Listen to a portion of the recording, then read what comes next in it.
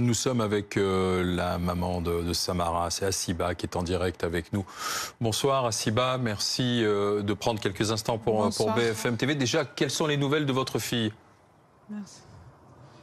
Ma fille est actuellement sortie du coma. Elle est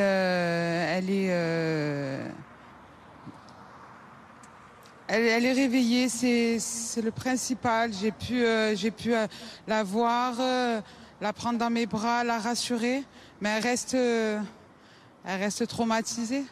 Elle est vraiment dans un état très mal. Elle se souvient de ce qui s'est passé? Elle a une amnésie partielle.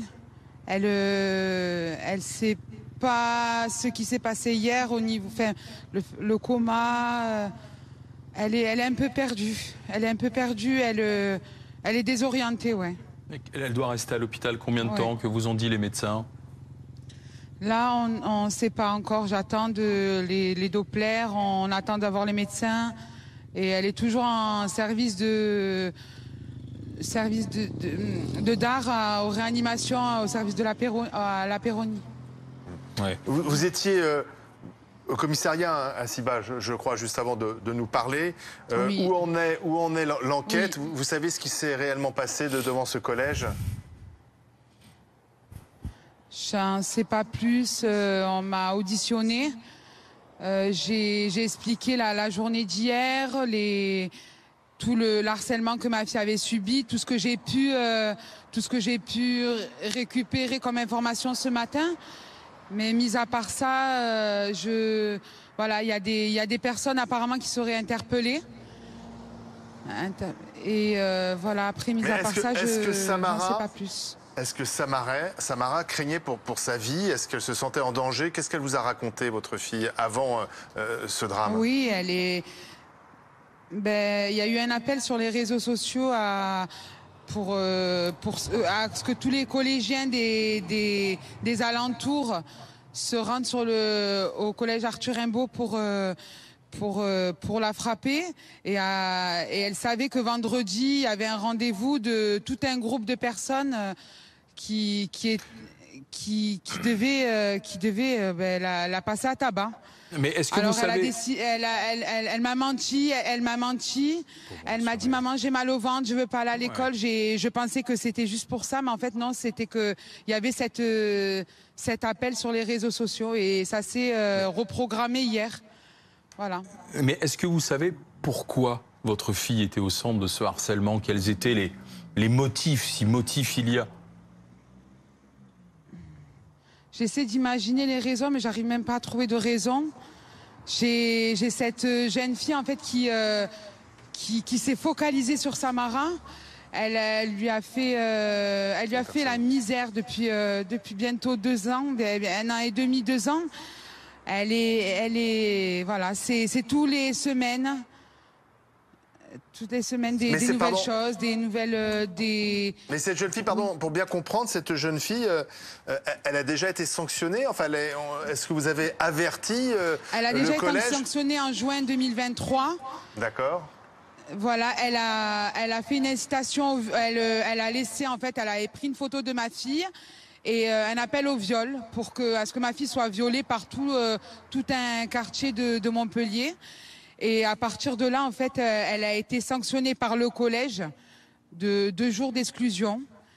Et j'ai été en contact avec les services de la gendarmerie de Saint-Georges-d'Orc qui m'ont conseillé d'aller sur une plateforme pour dénoncer et pour pouvoir effacer tout le contenu.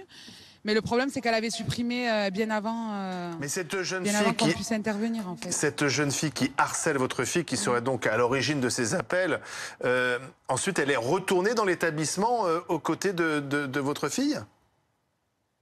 Oui, elle est retournée et depuis 1 an et demi, comme je vous dis, elle est constamment sur elle.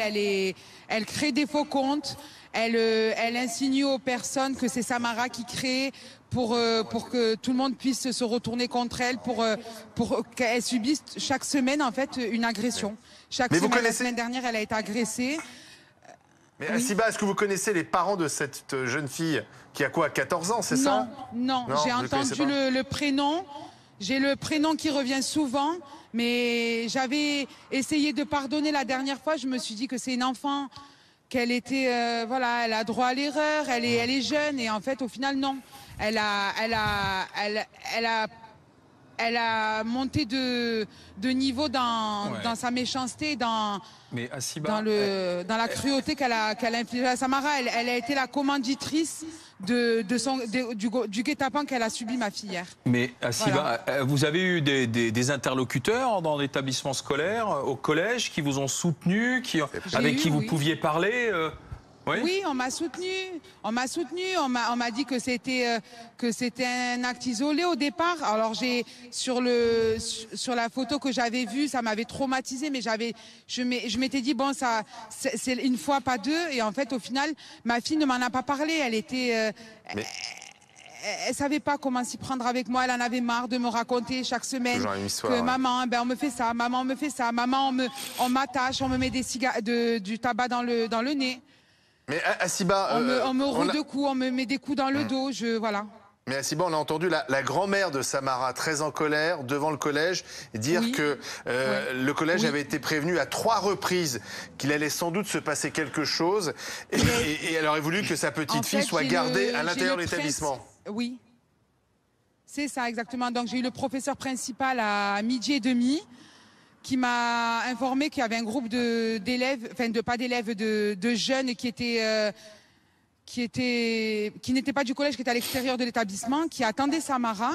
Il m'a préconisé de venir la récupérer. Il m'a, à la fin des cours, ce que j'allais faire. Et de là, en fait, j'ai appelé la vie scolaire à 2 reprises pour leur demander de pas laisser sortir ma fille, qu'elle était en danger, en fait, tout simplement. Et j'ai essayé de joindre la CPE, mais elle n'était pas joignable.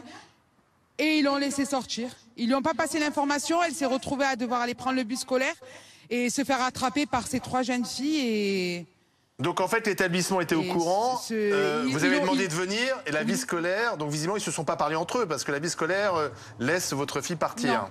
Ouais. J'ai eu 2 personnes au téléphone. Et on m'a confirmé que l'information n'avait pas été passée. Est-ce qu'on a, à votre avis, ils ont voulu... Elle s'est retrouvée dehors avec ces 3 élèves qui l'ont ramenée vers ses bourreaux, en fait, tout simplement. Combien ils y étaient à s'acharner autour de votre fille? Ils l'ont forcé. Je me suis rendue sur place, j'ai vu un groupe de 20-30 personnes en train de s'éparpiller, sachant que les principaux agresseurs avaient déjà pris la fuite. D'accord. Mais ils ont voulu, selon vous, s'ils avaient pu, ils l'auraient tué?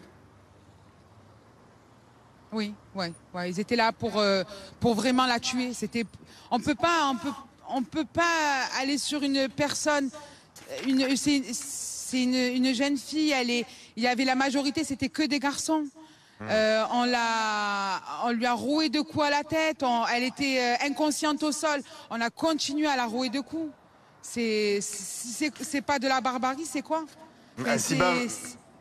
C'est malheureux. Ils sont jeunes, mais c'est. Oui.